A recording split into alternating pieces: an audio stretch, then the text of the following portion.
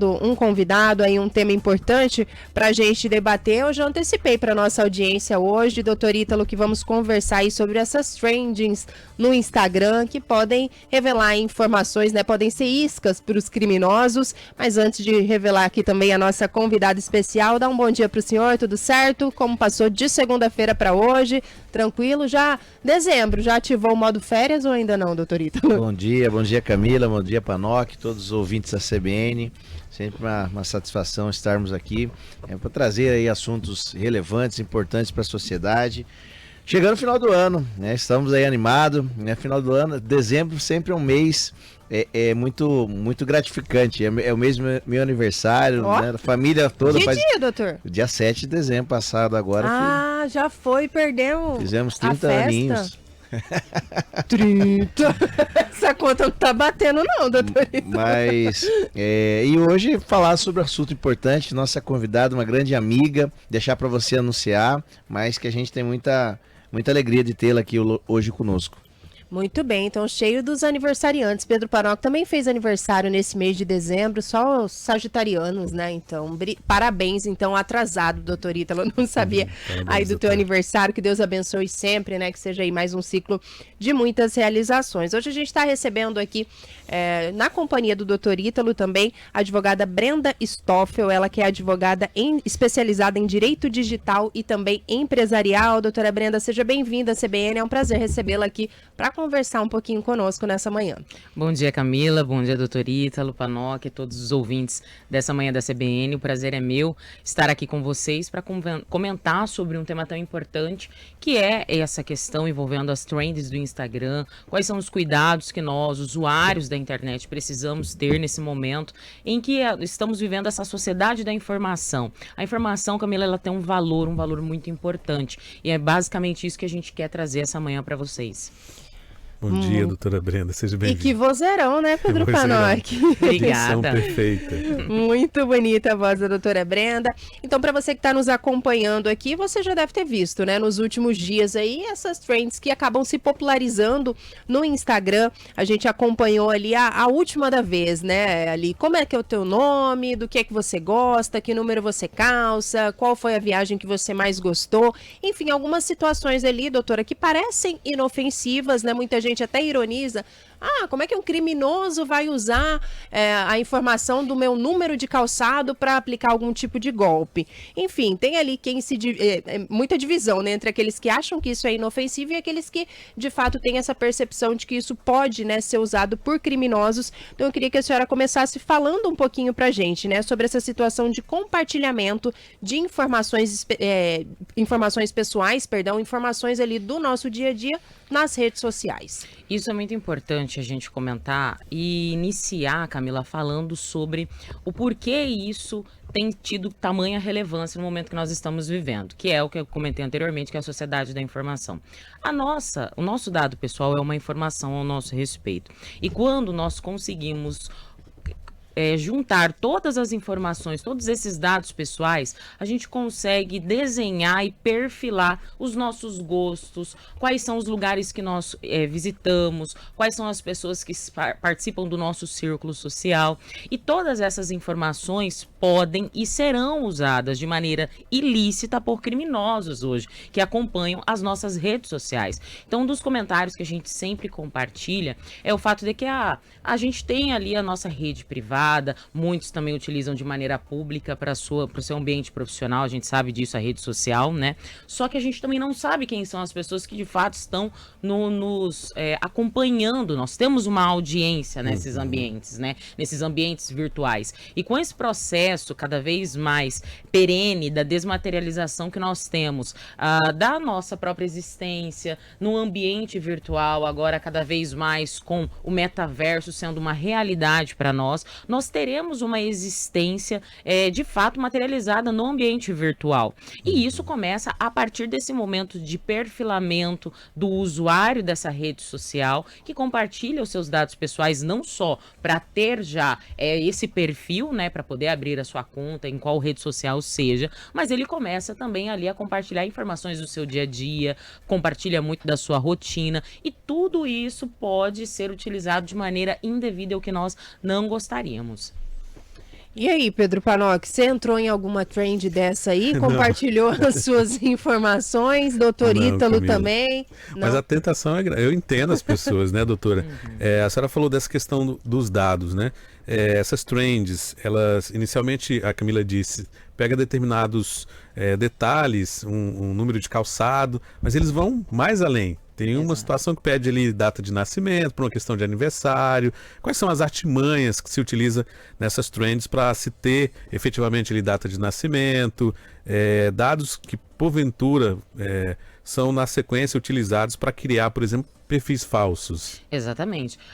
Relacionado a essa percepção pública, né, de que seria algo muito inofensivo, algo que não poderia ter um potencial lesivo, de tal maneira como se compartilhássemos, por exemplo, o CPF, o RG, ou dados que são tidos pela sociedade, pela percepção social como mais gravosos, não é bem por esse caminho que a gente tem que adotar essa percepção.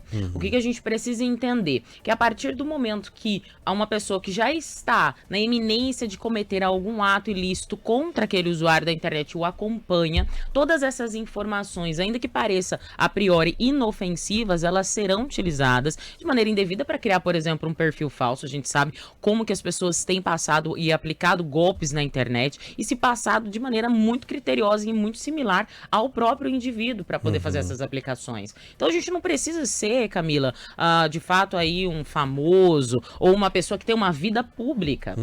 Basta nós termos ali a nossa própria rede de relacionamentos, como nós temos na internet, no Instagram, no Facebook, no TikTok, e isso já pode ser utilizado para o criminoso para que faça compartilhamento indevido através desse perfil falso, e aí ele pega a forma que você fala, os lugares que você frequenta, publica e faz, obviamente, ali o hackeamento da sua conta no Instagram, e a partir disso pode, né, utilizar daquelas informações para tirar o direcionamento, a percepção do seu público, além também de criar um perfil falso, mesmo que ele não invada a sua rede social. O que ele vai fazer? Criar um outro perfil, se passar por você e começar a utilizar da forma como você se comunica, os lugares que você frequenta, as pessoas que fazem parte do seu círculo social, para poder fazer essa aplicação desse golpe. Então, eu começo a fazer ali a compartilhamento no Stories, por exemplo, estou em determinado lugar. E o público, a audiência daquela pessoa sabe que é um lugar que ele frequenta.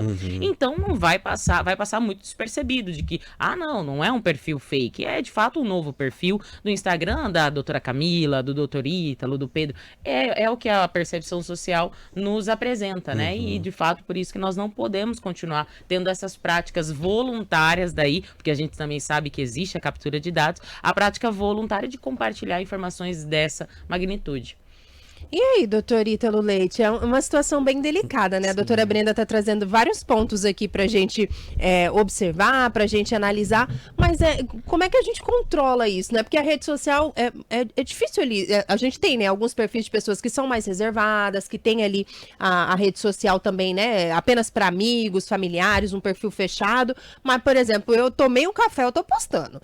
Tudo eu quero compartilhar. E aí é um debate interessante, né? Os cuidados que a gente deve ter, porque esses criminosos podem, de fato, aproveitar toda aquela rotina ali que a gente dá de bandeja, né? A gente acaba compartilhando. Cheguei aqui na rádio, tô postando, vou ali no shopping, tô postando, todo lugar que eu vou, tô compartilhando, tô buscando meu filho na escola. Então, são informações, de fato, que a gente precisa ter cuidado, mas como é que a gente cuida também para não ficar muito habitolado, né, com tudo isso, né? Na verdade, hoje em dia a gente tem que ter a plena ciência e consciência que a internet é a extensão da sociedade, né? Então, ali, as relações que a gente mantinha e os cuidados que a gente mantinha antigamente, de sair de casa, de não sair com joias, por exemplo, um exemplo simples. Hoje em dia a gente precisa ter outros cuidados aí na internet, né? Até porque é uma construção de uma identidade, né? Hoje em dia a gente já falou isso até no programa anterior sobre a inteligência artificial. Então, quanto mais fácil, né, o acesso aos dados de forma que são colocados aí não seria nem um vazamento de dados, porque seriam dados que a própria pessoa está, né, colocando à disposição de forma pública. Então, dados como telefone, dados como CPF, nem pensar, né? Mas assim, a gente sabe e que isso tudo aí é um prato cheio para os criminosos realmente fazerem aí, né, a prática, né, de crimes aí diversos, né, desde monitorar, como você bem disse, o dia a dia da pessoa que está indo para um shopping. Então, se é uma pessoa, vamos dizer, cheia da grana, vai para um shopping, a pessoa pode ser sequestrada de repente, né? Tem a geolocalização, que a pessoa fica monitorando via... Então, tudo isso aí, realmente é importante a gente ter essa consciência, porque aí não é a proteção de dados, ela serve para proteger, né, nós, as pessoas físicas, mas é colocado mais para as empresas, né, Brenda? Então, as empresas têm que seguir, têm que se adequar às normas para que não vazem os dados. Nesse caso, é um pouquinho até mais preocupante, porque acho que aí sim é importante esse espaço aqui na CBN, Brenda, trazendo essas informações da importância de realmente a gente saber o que a gente posta na internet, né? Porque uma vez que está ali, vira domínio público, todo mundo tem acesso, e aí a gente sabe que as consequências são enormes, né, Brenda? Tem aquela frase que eu gosto muito: tudo me é lícito, mas nem tudo me convém, né? Então, me é lícito, me é permissivo, e também por uma questão de ambiência social, Camila, a gente compartilhar essas informações. Nós estamos acostumados a fazer isso de maneira muito prática para nossa rotina. Então, a gente quer saber como que tá, acompanhar a vida dos nossos amigos, dos nossos colegas, né? Nós sabemos que tem muitas pessoas que utilizam de maneira profissional, então nós acompanhamos esses profissionais, nós acompanhamos os influenciadores digitais. É uma prática muito comum para nós, mas nós precisamos entender a dimensão disso tudo. Então, a dimensão para nós nesse momento, e que custa a gente falar e é importante, é a de que, a partir do momento que nós disponibilizamos essas informações, como muito bem o doutor Ítalo colocou, elas começam a ser de domínio público. Então, os lugares que eu frequento, as escolas que os meus filhos estudam, o meu ambiente profissional. Então, a pessoa que vai para essa prática criminosa, te acompanha de maneira a, de fato, criar uma situação para contra você, ou através de você cometer algum crime que seja algum ilícito, até a partir do perfil fake que eu mencionei anteriormente, ela vai estar acompanhando e sabendo dessas informações. Então, a nossa questão aqui não é aquele chá de falar assim, não, nós vamos sentar e a partir de hoje não vai mais existir isso, porque não tem como. Nós estamos vivendo um novo processo existencial nessa sociedade. E esse processo existencial requer esse perfil público, requer esse perfil de compartilhamento de informações, e a forma como nós temos nos posicionado também. Só que nós temos que chamar a atenção para o fato de que precisamos, assim como no nosso dia a dia, termos os cuidados existenciais nesse ambiente. Então, cada vez mais vai ser frequente estarmos nesse espaço digitalizado, virtualizado também, como nós temos vivido toda a espécie de digitalização do próprio governo, dos nossos documentos, agora com os avatares que nós temos, né? Então, você pode ir lá criar o seu avatar no próprio Instagram, mas daqui um pouco você vai ter o seu próprio perfil no metaverso, você vai poder ter terrenos, você vai poder ter propriedades digitais. Então, tudo isso é uma discussão muito além de só a trending. Então, é algo que tem um dimensionamento para esse momento que nós estamos preparando. E as pessoas falam, nossa, Brenda, mas isso aí está distante de acontecer. Não, não está. Poucas pessoas hoje, por exemplo, têm dinheiro físico na sua carteira. É muito mais o virtual, você faz o Pix, você faz uma transferência, e isso já tem sido dinamizado com bastante frequência para nós, para entendermos o quê? O momento que nós estamos avançando. Então, para além dessa situação da trend, nós temos toda essa ambiência que nós precisamos cuidar. Agora, doutora, a senhora falou nessa coisa do físico, né?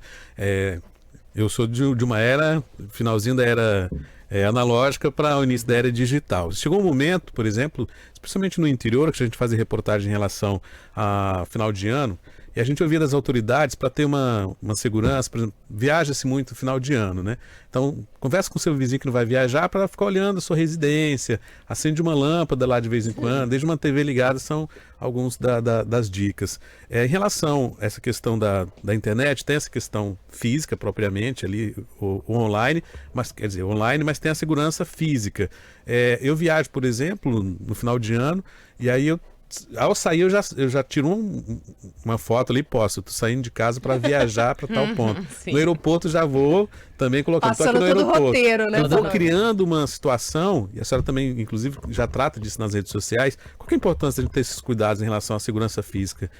A gente dá brecha para, de repente, alguém que está ali mais sem fazer muita coisa e o intuito é viver de se ludibriar do que é dos outros, de repente entrar na sua casa. Fisicamente, há também essa preocupação de segurança? Você diz nesse contexto do perfil digital? Isso, de você postar tudo que você vai fazer, sair de férias, tá lá nas Bahamas, posta ali, enquanto alguém tá te observando. Bom, Com não certeza. deve ter ninguém na casa do Pedro, ele tá viajando com a esposa, com o filho. Exatamente.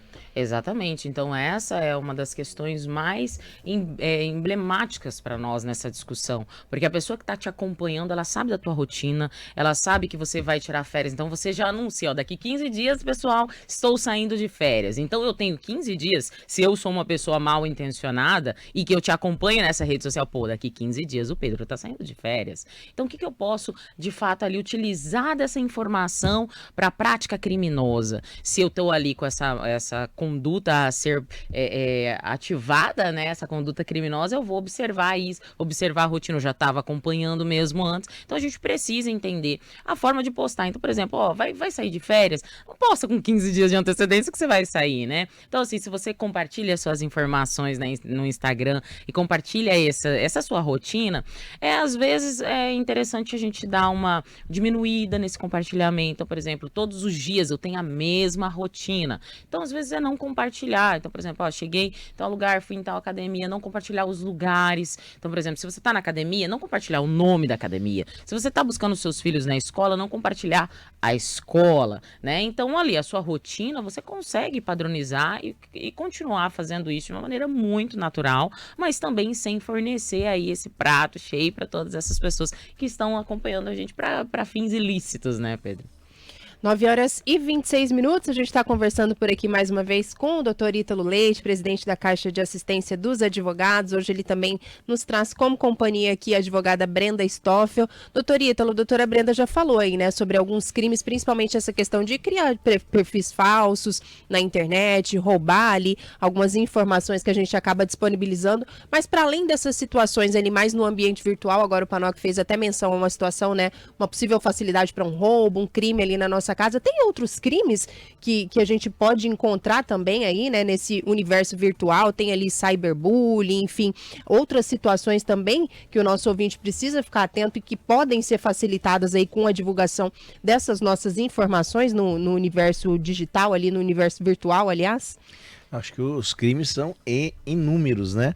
Então, assim, a gente tem desde daquele crime que praticamente todo mundo já caiu ou ouviu alguém que já, né, já tenha passado por isso, que é você pedir depósito na conta para familiar, para amigo, falar que tá precisando, que deu um problema e tal.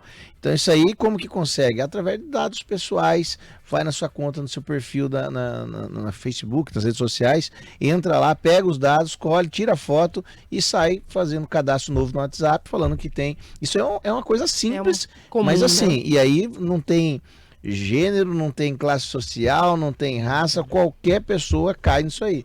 E eu falo porque eu já tive experiência na família de pessoas que caíram, né, achando que estavam realmente pedindo recurso financeiro. Então eu acho que os crimes são inúmeros, eu acho que é até importante falar um pouquinho desses crimes, Brenda, né, desde na área financeira, que eu acho que é uma questão bancária também, e muitos aí cadastro em banco, etc e tal, que dá para fazer com esses dados pessoais. Eu queria que você falasse um pouquinho então sobre o phishing e golpes de um modo geral aí na internet. Então, esses golpes, eles têm sido cada vez mais presentes, justamente porque a prática criminosa, ela evolui, assim como a nossa sociedade evolui também. Então, os criminosos, eles têm acesso a diversas formas de cometer esses atos ilícitos, né? Então, uma das formas é através do phishing, né? Que é essa criação dessa imagem falsa na internet, onde que você pode, através disso, cometer esses golpes, né? Então, cria-se esse ambiente ilícito e, através da coleta dessas informações, tudo isso vai sendo cometido diariamente, né, pelos próprios criminosos. Além disso, nós temos as condutas como cyberbullying, como você citou. Temos também outros outras atividades criminosas, que é a perseguição na internet, né? Então a gente vê o que acontece. Muitos ex-companheiros que estão, por exemplo, hoje com uma medida protetiva. A gente tem a medida protetiva de afastamento do lar ou de metros, mas e como que fica nesse ambiente virtual? Continua-se a busca pela informação do ex-convivente, né? Então também são condutas como essa que acabam acontecendo no ambiente virtual. O cyberbullying acontece com muita frequência, principalmente com os nossos jovens. Então os nossos jovens acabam não tendo a percepção de como que as palavras elas são utilizadas e acabam cometendo esses ilícitos. Recentemente, inclusive, nós tivemos a oportunidade, doutor Ítalo, de conversar sobre cyberbullying em algumas escolas aqui que nós fomos convidados para poder dizer para essas crianças e esses adolescentes que isso não é uma prática legal, não só o bullying como o cyberbullying, né? Explicando para eles quais são as questões que acabam dimensionadas na vida dessa criança e desse adolescente por conta desta conduta. Então, todos esses fatos acabam sendo importantes a gente trazer para conversar, porque não são somente por conta das informações disponibilizadas pelos usuários, mas também pela forma como esses usuários utilizam-se das Doutora redes Brenda, sociais. desculpa claro, interrompê-la, claro. a gente vai precisar fazer uma pausa bem rapidinho só para o repórter CBN, mas a gente Ok. retoma esse assunto daqui a pouquinho. Sigam conectados conosco. Perfeito. Jornal da CBN Cuiabá. Oferecimento Vanguard. Repense sua forma de morar. 6521937305. E Luck.bet. Emoção é o nosso jogo.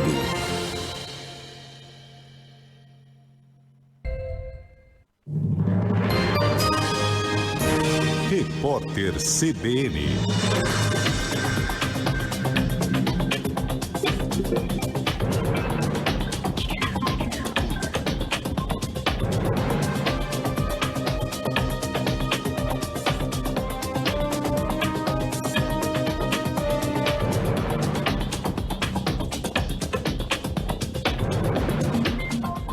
Segunda-feira, 11 de dezembro de 2023.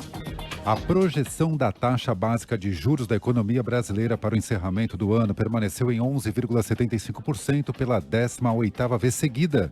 Atualmente, a Selic está em 12,25%, depois de 3 reduções seguidas promovidas pelo Copom. Para o fechamento de 2024, a estimativa da taxa ficou em 9,25%. Já são 6 semanas consecutivas de estabilidade. Os dados estão no Boletim Focus divulgado hoje. Nesta semana, o Banco Central se reúne para definir o patamar da taxa de juros. O encontro será o último do ano e o resultado deve ser divulgado na quarta-feira. O jornalista e ex-diretor da Globo Portugal, Ricardo Pereira, morreu aos 72 anos. Ele tratava um câncer no pâncreas e no fígado havia 4 anos. Em setembro, o jornalista se aposentou e participou da cerimônia de transição do cargo de direção. Ao longo de mais de 40 anos, Pereira desenvolveu uma carreira marcante na empresa. Ele participou de coberturas históricas na Globo, como a redemocratização brasileira e o pós-guerra nas Malvinas. A Conferência do Clima da ONU entra nos momentos finais com intensas negociações em torno de um acordo global para enfrentar as mudanças climáticas. Em meio a um impasse na reta final do evento, o secretário-geral da ONU, Antônio Guterres, propôs um pacto de solidariedade em linha com o que o Brasil tem defendido. Ele sugeriu que os países ricos deixem de usar os combustíveis fósseis antes das nações em desenvolvimento. A Bolsa de Valores de São Paulo opera em queda de 0,30% com 126.717 pontos. O dólar comercial está em alta de 0,24%, negociado a R$ 4,941. O euro vale R$ 5,317, elevação de 0,25%. No horário de Brasília, 10h33.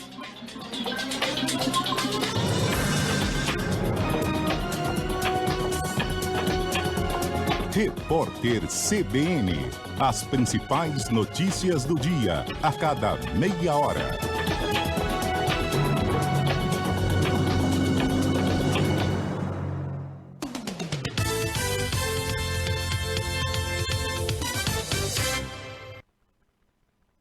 Com o Banco BS2, sua empresa tem crédito rápido, conta internacional multimoedas, Pix grátis e muito mais. Acesse bancobs2.com.br. BS2, o banco digital da sua empresa.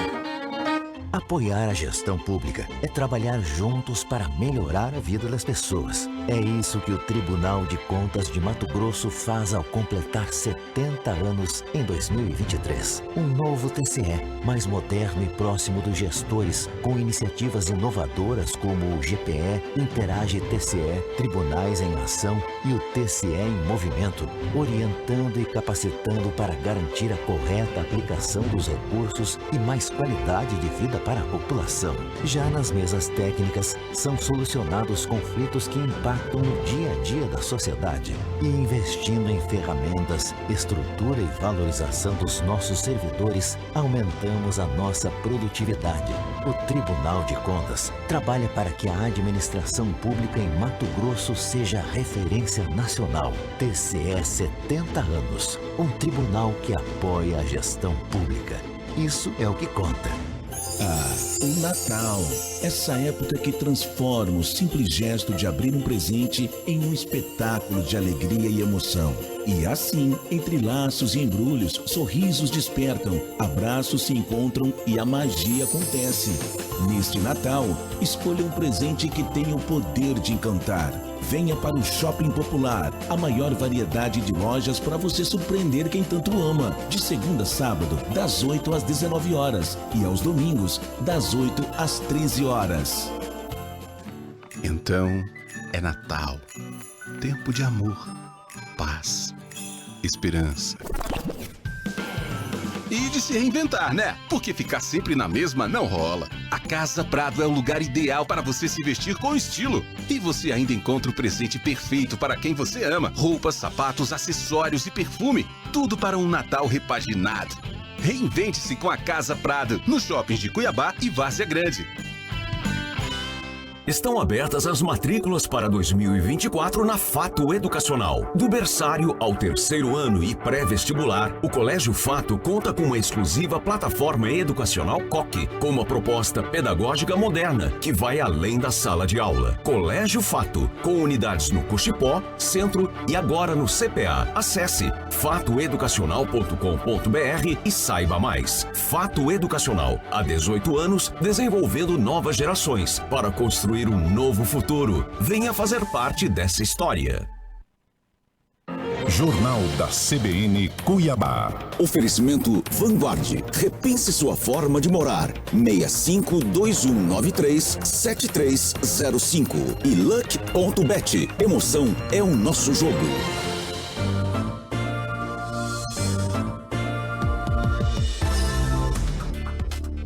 9h37, de volta aqui na CBN Cuiabá, amanhã de segunda-feira, dia 11 de dezembro de 2023. Como você sabe, todas as segundas a gente tem um encontro marcado aqui com o Dr. Ítalo Leite, presidente da Caixa de Assistência dos Advogados, sempre trazendo um tema importante para a gente debater. E hoje ele sugeriu aí como nossa convidada a advogada Brenda Stoffel, ela que é especialista também em direito digital e empresarial. Estamos trazendo aqui alguns alertas para nossa audiência sobre os perigos da gente expor dados pessoais, expor ali a nossa rotina nas redes sociais. A gente precisou fazer uma pausa, né, Panoc, para o repórter CBN, mas o doutor Ítalo questionava ali, doutora Brenda também, sobre os principais crimes, né, que podem ser podem ser praticados, na verdade, a partir dessa exposição de dados. Doutora, desculpa, né, precisar interromper essa pausa obrigatória, mas fique à vontade aí para trazer mais detalhes aí para nossa audiência. Claro, Camila, trazendo aqui um pouco do que nós estávamos comentando antes da pausa, inúmeros são os crimes, né? E então a conduta criminosa, ela vai acabando utilizando dessas informações para poder cometer esses crimes. E eu estava mencionando também a questão envolvendo vítimas de violência doméstica, que são as nossas as mulheres, né? E que acabam compartilhando às vezes a sua informação e disponibilizando essas informações para o cometimento desse crime, que é dessa pessoa que está ali fazendo essa perseguição. Então nós temos também a perseguição por parte do criminoso, temos o cyberbullying, né, que é algo muito comum, que eu comentei também, que nós estávamos conversando com os nossos jovens, com os nossos adolescentes e as nossas crianças, além daquilo que é o bullying, como que o cyberbullying é cometido. Então o que eles acabam fazendo bastante? Então hoje os jovens fazem aqueles memes, aquelas piadas com algumas figurinhas no WhatsApp, e isso causa um impacto profundo na vida dessas crianças que precisam depois fazer utilização daí de remédios, precisam fazer o controle através de psicólogos. Muitos pais relatam isso para nós. Então são questões que acabam sendo dimensionadas pela própria utilização da internet de maneira indevida, e a gente acaba comentando bastante sobre isso para que a gente possa ter uma sociedade saudável para todos, né? Além disso, também no ambiente virtual, algo que tem sido muito questionado. Fiquei sabendo que vocês já conversaram um pouquinho aqui sobre a inteligência artificial, mas nesse contexto eu acho interessante a gente mencionar a prática do deepfake, que é através da inteligência artificial, que troca aí o rosto de pessoas em vídeo, sincroniza movimentos labiais, expressões e muitos outros detalhes. E como que isso é possível, Camila, Ítalo, Pedro, como que é a prática disso no nosso dia a dia? O algoritmo, ele faz a leitura através de uma base de dados. Qual base de dados é essa? São as nossas fotos e os nossos vídeos disponibilizados voluntariamente por nós na internet. Então, se alguém quiser utilizar da inteligência artificial para praticar uma conduta criminosa, qual é a informação que ela vai buscar? A foto que a gente publica nos nossos stories, o vídeo que a gente disponibiliza no TikTok ou no Reels. Então, essa vai ser a base de dados utilizada, criando esse perfil fake para a prática criminosa. A gente sabe também a potencialidade que tem a própria inteligência artificial nesse contexto da criação de imagens, da criação de vozes, né? E da percepção da sociedade para o que é real ou não. Há uma discussão recente sobre aquela propaganda feita pela Elis Regina, né? Pela Elis Regina, melhor dizendo, pela a família que recriou aí a Elis Regina com inteligência artificial, que foi o vídeo da campanha da Volkswagen, que usou essa técnica conhecida como o deepfake que a gente está mencionando aqui, e que fez montagens realistas, e que faz essas montagens realistas, e fez a montagem realista da Elis Regina. E nesse contexto que a gente traz informação também, Camila, sobre essa questão. Tanto é ainda algo muito incipiente na sociedade, que a própria sociedade trouxe um clamor social que fez com que o CONAR abrisse um processo para avaliar essa propaganda. Então, toda essa questão que nós estamos conversando aqui já tem tido dimensões das mais diversas em órgãos públicos, nas empresas e também para a nossa própria sociedade.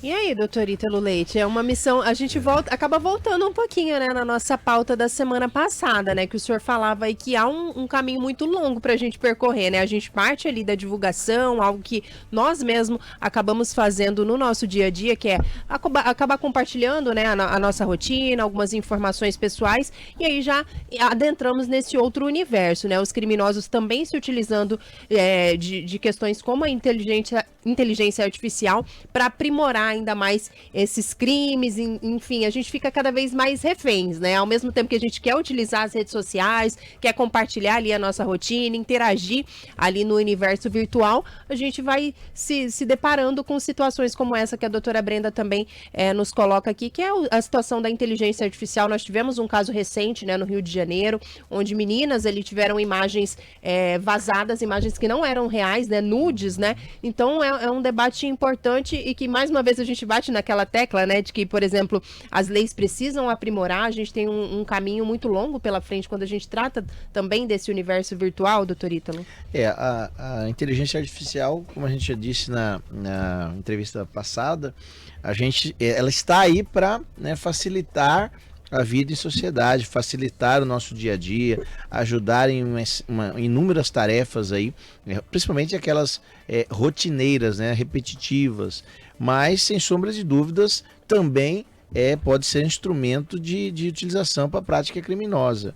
E aí é preocupante Até você falou das meninas, vazamento desses nudes, teve o próprio Galvão Bueno, que teve uma simulação, uma narrativa onde que ele estava num contexto, falando, parece que algo crítica ao presidente da CBF, então algo muito gravoso que ele precisou vir a público e fazer uma nota explicativa que não era nada daquilo, papapá. Então, realmente, hoje, não existe, né, temos aí no Congresso a discussão do que tange a inteligência artificial, que ela potencializa esses crimes, né, Brenda? Sim. Então, imagina, o criminoso tem ali somente os dados. Se ele tem uma ferramenta que, através dos dados, ele cria quase que uma pessoa, né, de forma virtual, cria ali a voz dessa pessoa. Então, realmente é preocupante. A gente precisa acompanhar essa discussão no Congresso, trazer essas informações. Eu acho que sempre o canal de informação é um mecanismo importante para trazer até a sociedade o que é certo, como se portar, enfim, utilizar a ferramenta da melhor forma possível. E aí, parabéns mais uma vez aí a Brenda, né, nesse contexto que tem trazido pela Comissão de Proteção de Dados da OAB Mato Grosso, a Brenda que é a nossa vice-presidente, então tem levado ao conhecimento, seja nas escolas, né, Brenda, sim, seja aqui na sociedade também. Eu acho que isso tudo faz a diferença e aí a gente vai construindo a utilização dessas ferramentas da melhor forma possível. Exato. Até, se me permite, Panoc, acrescentar aqui, né, que a CBN, o doutor Ítalo falou dessa situação aí envolvendo o Galvão Bueno, né? A CBN Cuiabá participa de uma iniciativa chamada Projeto Comprova, não sei se o doutor Ítalo, a doutora Brenda já ouviu falar, que reúne aí veículos de imprensa de todo o país para apurar situações de desinformação que circulam nas redes sociais. E é cada vez mais frequente as notícias que se espalham envolvendo, assim, situações de deepfake, né? Até é um título que se tornou ali cada vez mais comum, né? Conteúdo X foi criado a partir de deepfake, não é verdadeiro. Enfim, situações que simulam, por exemplo, William Bonner ali no noticiário e consegue, né, passar claramente como se fosse ele falando uma notícia que não é verdadeira. E aí a gente volta naquilo que a doutora Brenda falava aqui no intervalo, que eu acho importante a senhora pontuar também, sim, que cada vez mais a gente vai estar ali entre sempre essa percepção, né? Isso é real ou não? Isso é algo que nos assusta, né, doutora Brenda? Porque são ferramentas que são utilizadas ali diariamente para criar falsas alegações, criar falsas informações, mas que muitas vezes, às vezes tem um caráter ali mais grosseiro, que você consegue identificar uma manipulação ou não, mas às vezes elas são muitas vezes, aliás, são muito reais, né? E que passam essa impressão que de fato aquele conteúdo é verdadeiro. Então é algo que causa uma preocupação também, até para vocês, né, que estudam e que tratam desse assunto ali no dia a dia. Sim, é uma preocupação para nós advogados, porque nós temos até comentando anteriormente com os colegas, nós temos uma tarefa árdua, Camila, que não é só para atender os nossos clientes, mas nós temos uma tarefa na sociedade, que é trazer a informação, de fato, entender como que funciona a lei e como que a lei pode proteger o cidadão e todas as pessoas que fazem parte da nossa sociedade, né? E nesse contexto, cada vez mais o profissional, o advogado, ele precisa ter essas informações, entender a sociedade, a forma como essa sociedade vem se modificando. A questão da alteração da percepção social para aquilo que é real ou não é algo que nos preocupa bastante, porque a gente vai ter uma dificuldade, inclusive, de tipificar a conduta criminosa.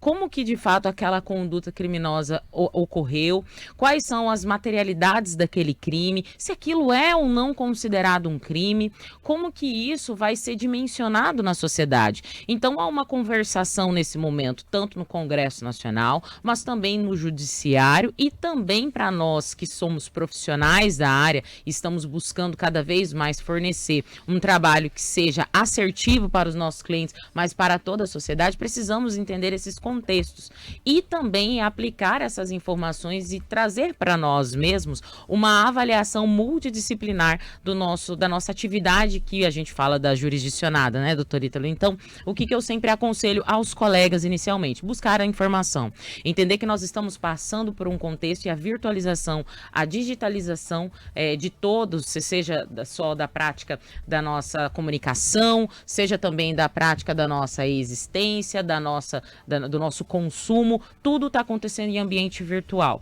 Então, é necessário que nós tenhamos esse conhecimento para poder, de fato, aplicar aplicar a legislação, a doutrina, a jurisprudência de maneira assertiva. Para a sociedade, não é acreditar na primeira informação que lhes é apresentada, né? Então, ter o conhecimento primeiro de que nós estamos vivendo esse momento é importante, por isso que a gente está discutindo aqui, falando, olha, existe uma nova forma de se comunicar, existe uma nova forma de existir em ambiente virtual. A partir disso, sociedade, como que você deve se portar? Entendendo que isso traz novas dinâmicas sociais, como ela a própria existência, a prática da sua compra, das suas aquisições, da sua comunicação. Então você precisa entender que não é porque às vezes você conversa, por exemplo, com o banco através do WhatsApp ou do e-mail, que de fato todas as vezes o banco vai se portar daquela forma. E isso a gente sabe o tanto de prática de boleto falso,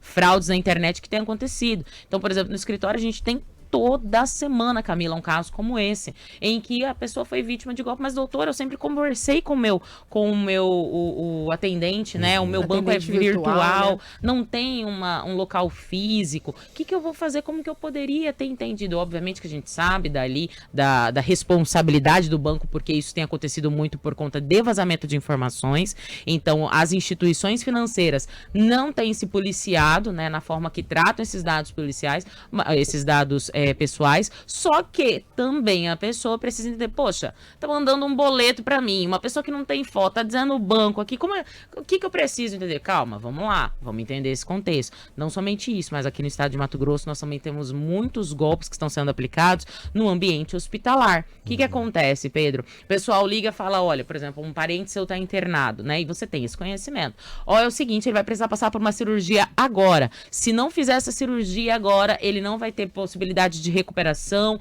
a situação que ele veio tratar vai se agravar. Como que vai acontecer? O que a gente pode fazer? A pessoa desesperada. Aproveita do momento de fragilidade. Do momento de fragilidade, acaba fazendo uma transferência que a gente depois não consegue ter mais sequer rastreabilidade. Então, essa percepção social, para além da inteligência artificial, essas coisas do nosso contexto, do nosso dia a dia, tem acontecido muito e a gente tem que tomar cuidado.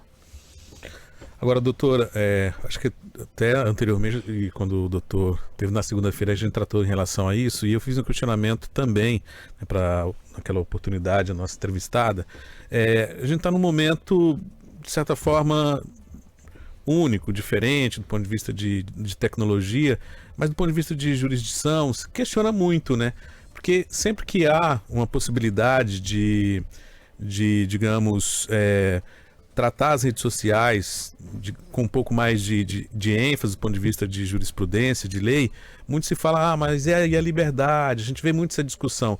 Vocês que são aplicadores da lei, como é que a gente chega num denominador comum? Sempre que alguém fala, vamos... estou procurando um termo aqui mais adequado, mas vamos limitar as redes sociais, essa discussão provoca uma série eu não aceito, porque afinal de contas eu coloco o que eu quero. Como é que a advocacia trabalha em relação a isso? Lado, alguém que é vítima requer, por parte de uma procura, né, no seu escritório, eu tive meu nome aqui envolvido nisso. Mas por outro lado, a gente vê, né, essa própria pessoa nas redes sociais defendendo determinadas liberdades. Como é que funciona essa situação? Hoje a gente tem essa discussão sendo tratada na égide da lei das fake news, né? Então nós fomos convidados também a conversar um pouquinho sobre isso recentemente, o porquê que a lei ela deveria ser aprovada naquele contexto, a forma como ela deveria ser aprovada, porque uma das discussões que nós temos nesse ambiente regulatório é exatamente a questão da liberdade de expressão. Se seria tolhida essa liberdade de expressão, como que as redes sociais elas tratariam os dados pessoais ou também tratariam a desinformação em ambiente virtual. Então esses dois contextos são muito presentes nessa discussão que a gente está trabalhando agora, né?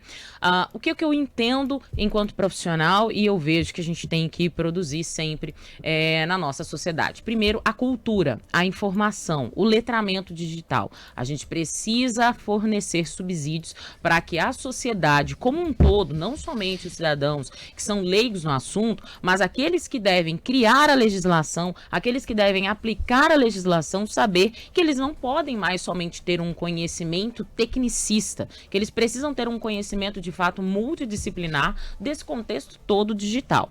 Então eu acredito que isso é uma base, uma iniciativa muito importante para a gente começar a ter essa contextualização. Para além disso, dentro das discussões dos marcos regulatórios, nós precisamos criar essas legislações de maneira a respeitar os direitos individuais e coletivos que necessariamente nós já temos esculpidos na nossa Carta Magna, que é a Constituição Federal. E a partir do momento que nós discutimos Constituição Federal, nós falamos sobre liberdade de expressão, nós falamos sobre o direito também da própria existência, da dignidade da pessoa humana. Então, essa conversação entre a aplicação da legislação, entre a própria criação da legislação, tem que ter essa visão dimensionada. Tendo essa visão dimensionada, a gente consegue entender que liberdade não é sinônimo de libertinagem e que o meu direito começa e termina onde acaba o direito do outro. E nesse contexto, seja ele qual for o contexto de aplicação, a gente consegue compreender que a legislação serve para não somente um controle social, mas para a garantia desses direitos que nós temos. Então, nós precisamos ter uma legislação que é recepcionada pelo ordenamento jurídico a partir de um viés de que eu posso, devo e continuarei existindo em ambiente virtual com liberdade de expressão, mas a minha liberdade de expressão não pode tolir, não pode macular a imagem de outra pessoa e não é porque eu tenho uma possibilidade de fazê-lo que eu farei.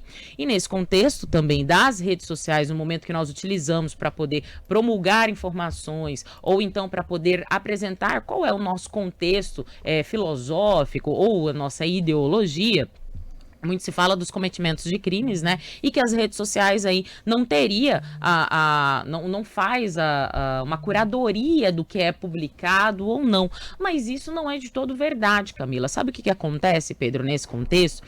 É que as pessoas não têm informação de como utilizar das ferramentas que lhes são disponíveis hoje. Então, por exemplo, se você está vendo um cometimento de um crime no Instagram, uma pessoa fez um perfil fake seu, o que você pode fazer? Fazer a denúncia. Quando há uma informação que é publicada no Google, por exemplo, que é um buscador, na verdade, que é publicada em um site e lá fica disponibilizado e ranqueado no Google. Eu posso fazer essa denúncia no Google também e eles têm as políticas de termos de uso, de conduta em ambiente virtual, que são, sim, ferramentas muito úteis, mas as pessoas não têm esse conhecimento de como fazer. Também é papel dessa rede social, é papel dos próprios órgãos públicos de defesa das pessoas, em qual ambiente que seja, publicar isso, falar, olha, a forma de se fazer é assim, a forma como você pode proteger os seus direitos é dessa outra forma. Então nós temos vários contextos e eles precisam se conversar. É basicamente isso que eu entendo hoje, Pedro. Perfeito. Eu digo porque as redes também, elas, quando são provocadas nesse sentido, nós já tivemos várias situações aqui, né? Inclusive algumas redes ficaram fora do ar em razão de determinação judicial, né? Elas dizem que esse tipo de fornecimento de informação invadir a liberdade do usuário, mesmo que essa busca por parte da autoridade seja no sentido de revelar crimes, expor alguém que está cometendo algum crime, né? Sim, exato.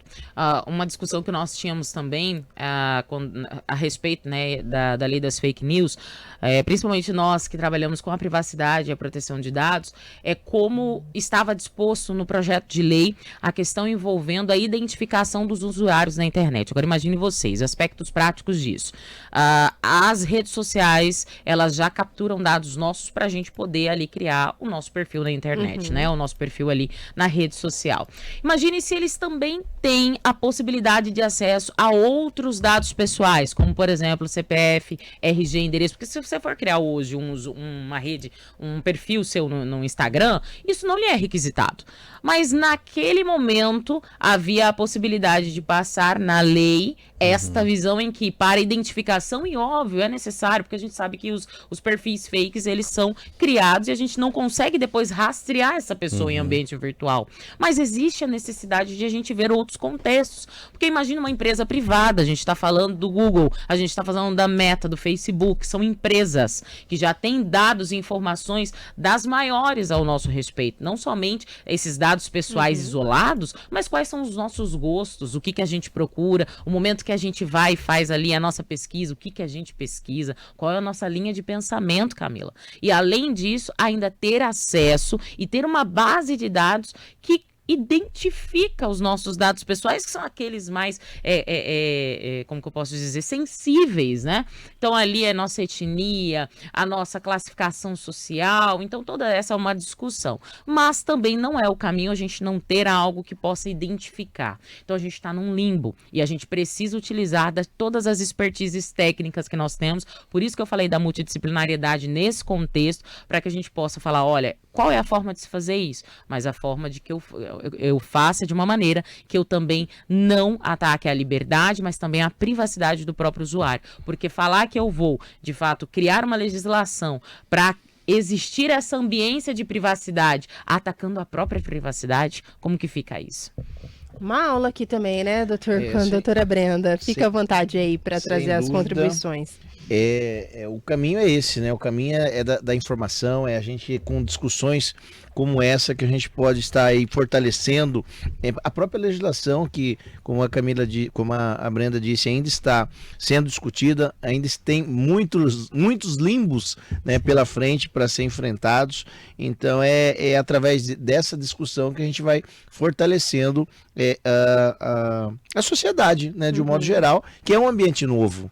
O grande detalhe é esse, é um ambiente novo, né, por mais desconhecido, que a gente ainda precisa estar aí fomentando, participando de debates como esse, porque aí sim a gente tem uma preocupação também, Brenda, a gente comentava na entrevista anterior que ano que vem são o ano eleitoral. Sim. Então o receio, né, da própria inteligência artificial com todos esses acessos a essas informações pessoais que estão disponíveis aí né, em todas as diversas redes sociais, o que isso não pode ser feito, né, para a gente evitar, minimizar isso aí. A legislação não vai estar pronta, né, para o ano que vem, da inteligência artificial. Mas como é que a gente pode utilizar o que já existe hoje de legislação no que tange aí, principalmente LGPD, usar de alguma forma para proteger o cidadão, para proteger.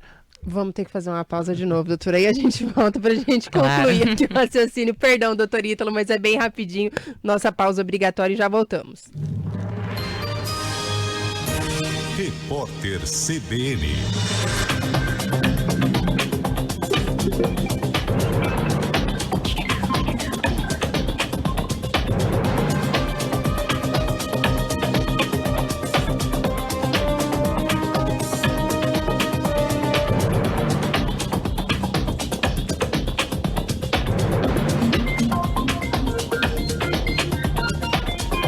Segunda-feira, 11 de dezembro de 2023.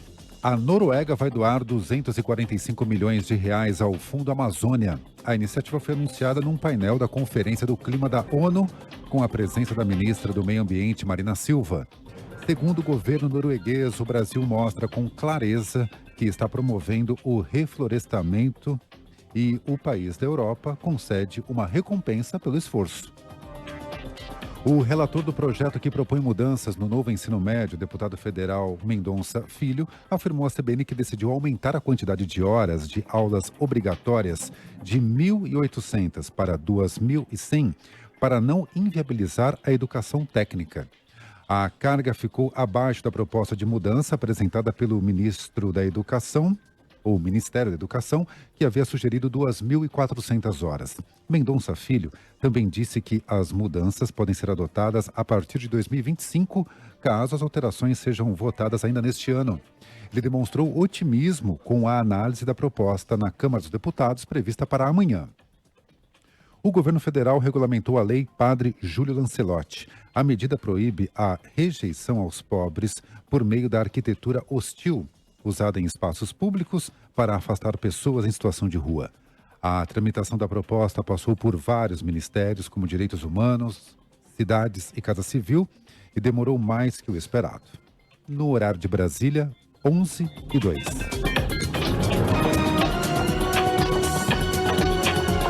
Repórter CBN. As principais notícias do dia, a cada meia hora.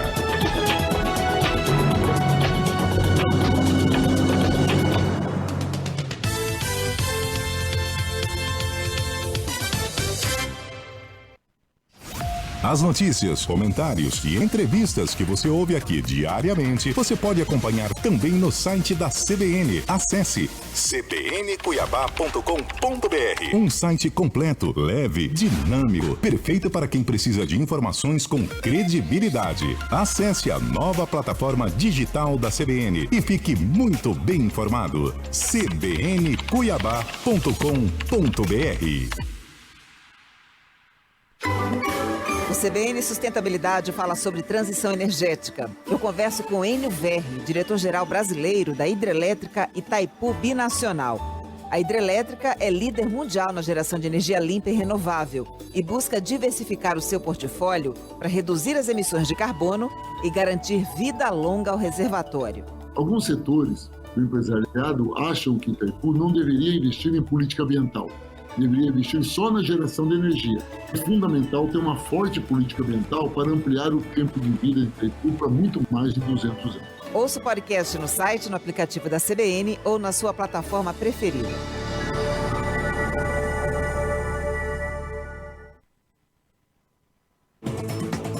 Nirval Pereira fala de política, Miriam Leitão de economia, Jorge Luque de vinhos. CBN Brasil. Notícias por inteiro no meio do dia.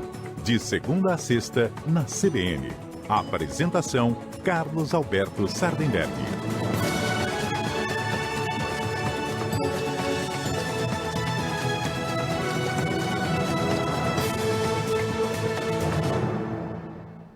Novo episódio do podcast do Mundo Corporativo fala da necessidade de as empresas assumirem de forma mais profunda a gestão da saúde dos seus colaboradores. Nosso convidado é o Dr. Vitor Piana, diretor-geral do AC Camargo Cancer Center. Se você cuidar da saúde do colaborador ou daquele indivíduo, ele percebe que você está cuidando dele e ele cuida da empresa também. O Mundo Corporativo está disponível no podcast mais perto do seu celular. Jornal da CBN Cuiabá. Oferecimento Vanguard. Repense sua forma de morar. 6521937305. E Luck.bet. Emoção é o nosso jogo.